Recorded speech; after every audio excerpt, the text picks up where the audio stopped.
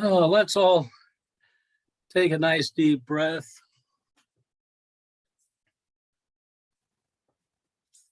And, we enjoy some good times. And the best times in life, they're the ones when we're bouncing along. And, well, just think of being a small child being pulled in a wagon. How much fun that was. Sledding down a bumpy hill, playing on a trampoline. One of the first things that Neil Armstrong did once he landed on the moon is he got out, he took a step, did a big thing for mankind, and then he just bounced along for a while. And people looked at that and they thought, wow, that does look like fun. So now at every kid's party, you have a moon bounce. They're a little more dangerous than what Neil Armstrong did, but they're fun. And how about the rides on those inflatable banana boats down at Club Med? How much fun is that? Am I right, Donna? I knew she would know. I knew she would know. Of course it's fun. But sometimes in life, we don't get a bounce at the bottom. Sometimes we just go thud. Not even a dead cat bounce, just thud. A resounding thud. Our times when we need to be picked up can be physical. However, they can also be mental and even spiritual. They all feel like a little bit of death. Whether you're losing a physical function, a mental stability,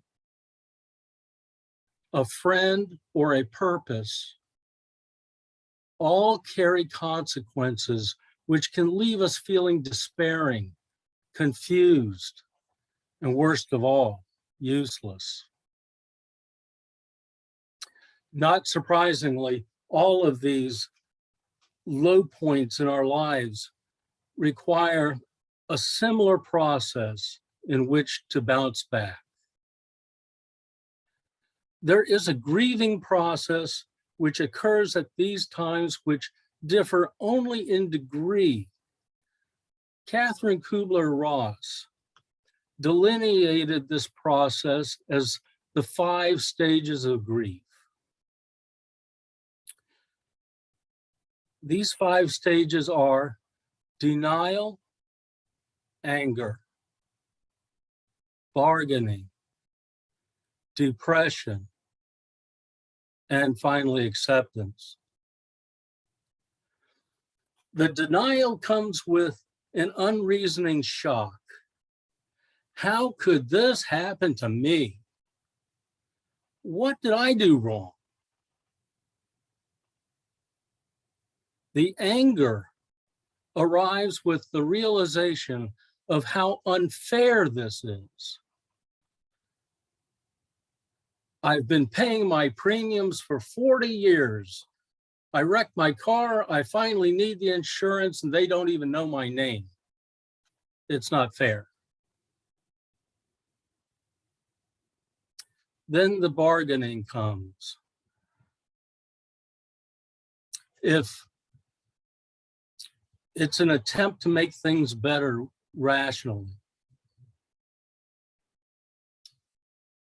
If you don't repossess my car today, I'll catch up with all the payments next week.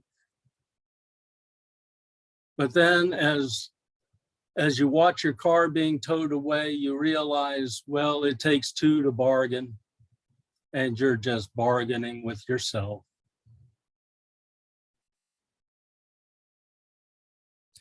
When there is nothing left, when there's nothing that your denial, your emotions, or your reasoning can do, the depression sets in. The depression sets in because the answer that you would like is not forthcoming, and there's nothing you can do about it. And we go through that stage to the point of an acceptance where we accept that things are not going to be the same. It is hoped that when we get to that stage of acceptance, that it's a healthy acceptance of what will never be the same. That's where we need to get. Let's talk about how.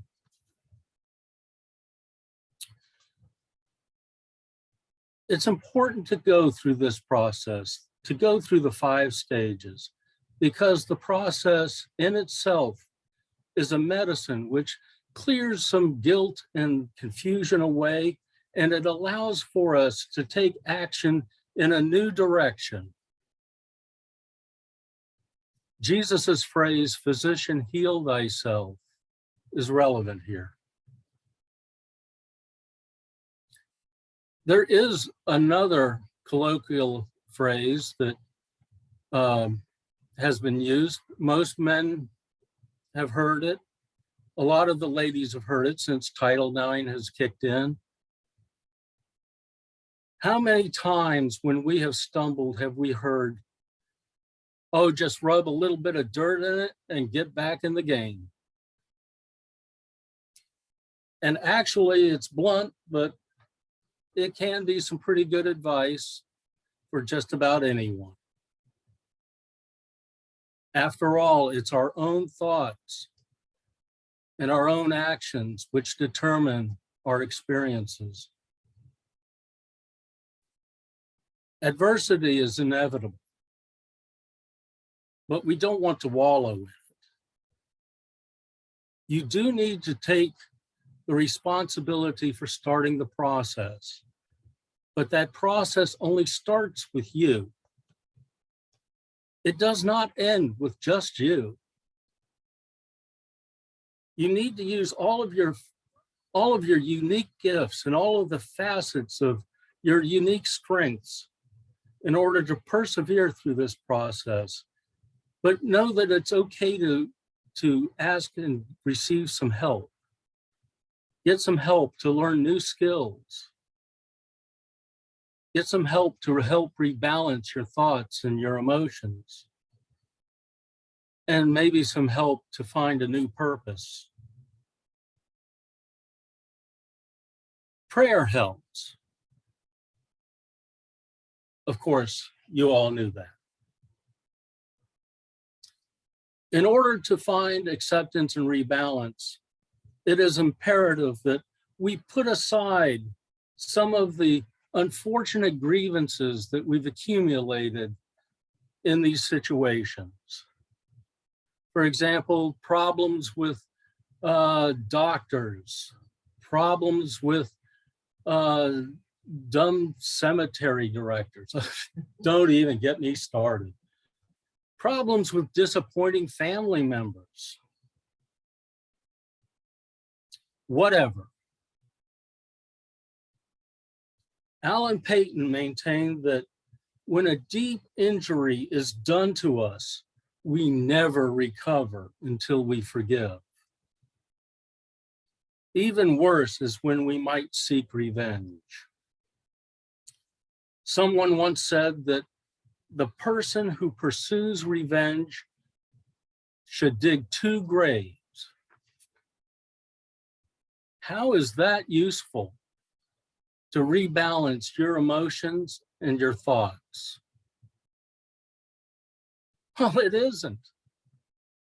Instead, there are practical ways that have been scientifically proved to help. First, you need to take care of yourself. There's many ways to do this. One of the ways,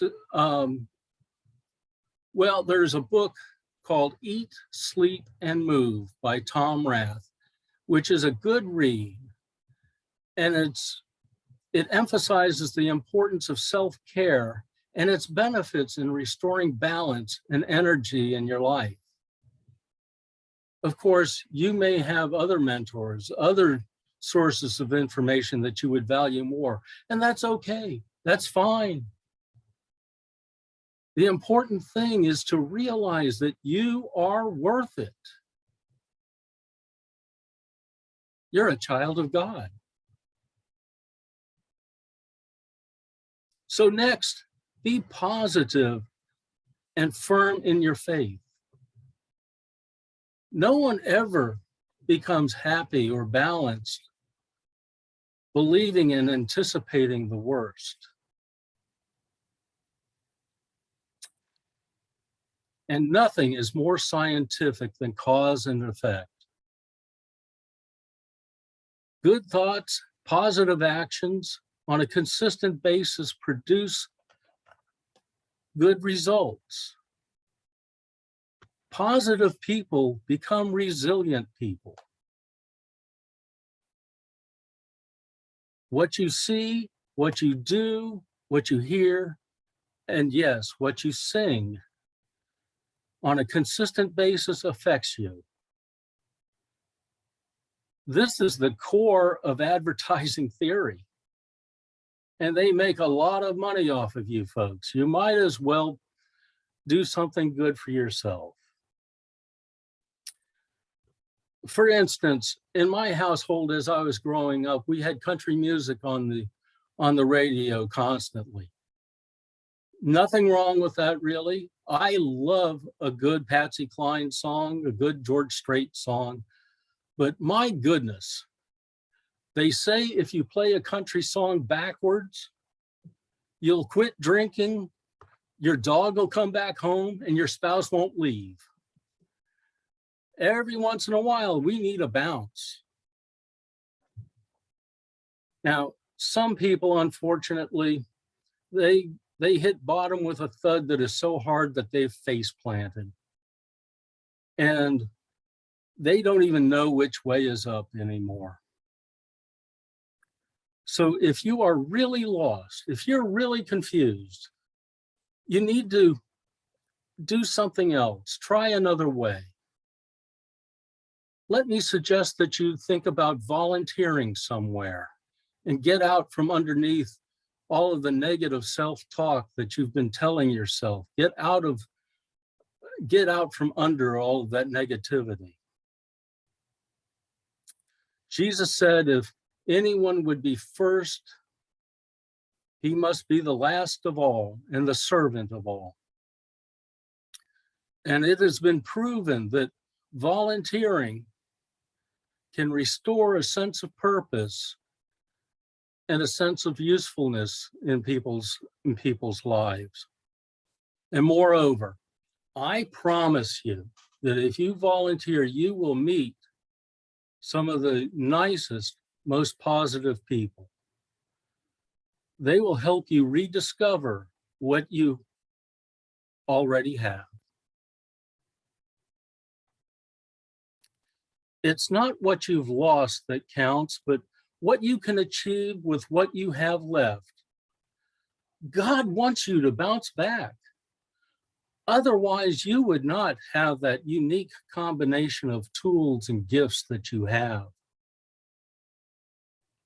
Hitting bottom might be instructional, but we're not meant to stay on the bottom. Be firm in the faith that you can persevere and you will persevere. During a particularly trying time, one of my ne'er-do-well drunken friends once said, I am really looking forward to looking back on all of this. Well, that is an example of reverse engineered faith that is the best that I know. I'm looking forward to looking back on all this. That's an affirmation that you can use in your own healing.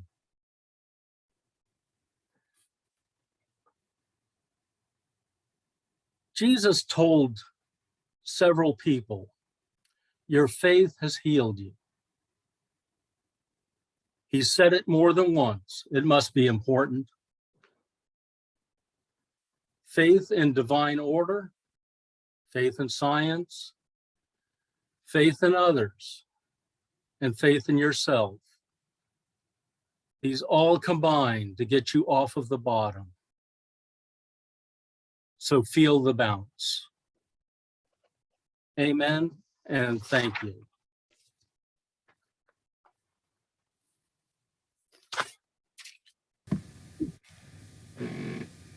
And thank you for bouncing us back. Now, you mentioned your title, and you said something to me about what it wasn't. What was that? It was not about fabric softener. Oh, okay. Just wanted to clarify that. Thank you. And the book is what? Eat, sleep, what? Eat, sleep, and move. Can, Simple title. okay, who's the author? The author is Tom Rath. Spell And his for last name? people like myself with a low attention span, he wrote a book called The Rechargeables, which is for children that covers the same theme. How do you spell his last name? Rath. Rath. Okay, could we, ask him to write his next version, Eat, Move, and Sleep? I think we could, yeah. Because I move too much in my sleep, which means I don't sleep. So I need a sequel. So, when you speak to him, please, I'll do that. Okay, thank you. So we're going to just leave the recording on just for a minute or two. Unmute your screens and share with Leon. Give him all you got. Whatever you got on your mind, just throw it his way. But bounce when you do it, please. So who would like to bounce first? Okay, we have Jody bouncing here. Hold on, you got to unmute. There we go. Just trying to reach the thing. Thanks, Leon.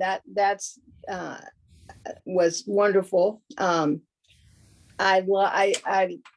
like images, and so this image of bouncing, and at some that it's you go down, you come up, you go down, you come up. That's the way it, and that of just the weight of stuff just making you stay down on one of those bounces, and that's just, I'm a visual person. And so that was just a great image for me to see that, what you need to do to make where you hit, it's a rock bottom naturally, but to make it a little bit,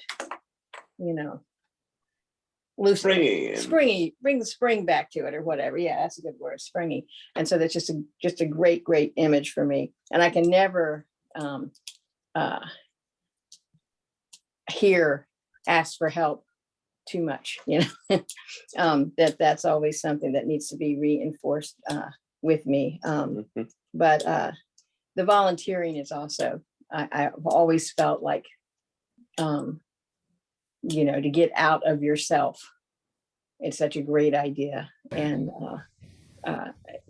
maybe you've got to do it frequently, depending on where you're at, maybe you got to make sure that you do it once a week, or else you're back in the same place you were, but it certainly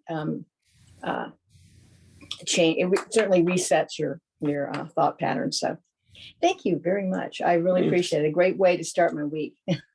Thank you, Jody. Yeah, I find that volunteering is so healing, self-healing. I mean, it's sometimes, you are receiving the gift when you volunteer, not just the person or people that you're volunteering for or with. And the visual, Leon, of the moon bounce, and I think you're right that the moon bounce for children is probably more, even with everything and all the things about Houston, we have a problem. Those things are more dangerous. Yeah, they had, like scientists and engineers and all working to get the guy to the moon. These just have a bunch of family members trying to put that thing down into the ground so it doesn't fly away. So, yeah, you're right. It's probably more dangerous. And a good wind picks up and you're flying away inside of it. Yeah. Way away. Mhm, mhm. Okay, moon bounce, moonwalk, all relevant. Anybody else? I do think it's true that you do meet happy people when you're volunteering. Those are the Mhm. people who are volunteering. Mhm, mhm. Yeah, I am the happiest when I volunteer. Janice knows that. I think even volunteering doesn't have to mean that you're doing that for an organization. As you were talking, I realized I'm happiest when I'm serving my family or making a meal or knowing they're going to stop by and having special things Mhm, ready for them that they didn't expect. And mhm. so I think giving on any level is also can do that same thing. At least I feel, they say, well, why do you want to work so hard? And it's not work when you're giving at that level. Yeah, that's an excellent point. Absolutely Mhm. agree. Yeah, Thank you, Leon. It was wonderful. yeah. Thanks, Leon. It's Thank you. always a joy to hear you speak and um, always jotting things down that you say that I want to remember. And I love that looking forward to looking back. That's a title of a song if there ever was one. So, I know you're thinking about that. There's probably already one written. But yeah, I get the country song too thing, it's mine was you always get your car back, your wife back, your dog back, same Yeah. thing. Play it backwards and get all that back. But yeah, thanks for the title of the book. I'll look that up, Eat, Sleep, and Move. And that's pretty much, I don't know what the book is about really, but it's that chop wood, carry water thing when you're in the midst of having fallen on your face. Things are, mine was the grief, of course, and it was daily, just eat, sleep, and move. That's all I knew to do. And so the healing happens of itself if you just have that, as you said, faith, that you're right where you're supposed to be. And it's okay that all you can do is eat, sleep, and move. Barely could do that, but yeah. And then that service thing, I felt such great service, and having gone through all that and the depth and length I went through it, I was able to be there for not so many, but others that have gone through that. Since I've gone through it, of course, when we go through things, then we can help others that are newly facing some real darkness. So yeah, all of that was really helpful for me today. Thank you so much. Thank you, Donna. Yeah, Leon, I would still, stick with eat and take a little walk and then you can go to sleep. Don't go to sleep right after you eat. That's like, what they say, you can drown if you go into the pool right after, remember that? We were told, don't go swimming after you eat. Well, don't nap after you eat either, okay? Anybody else? Yeah, I appreciated, being reminded about the stages that, Kubler-Ross talked about. Is it Kubler-Ross? Yes. Yeah. Well, I read an article, I guess it was kind of it's more like a study. It was somebody, psychologist wrote it. And she was saying that she would add another step in past acceptance and transformation. That, once you accept, you have to move on from the acceptance to move on to a broader picture of yourself.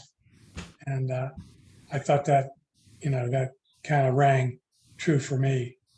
That, once you're at this place of accepting, what's next? and transformation seem to ring true. But it's good to be reminded about that. The human Thanks, condition. Frank. Yeah. Thanks, Frank. I'll stop the recording now. So if anybody else has things that would like to be said off camera, so to speak.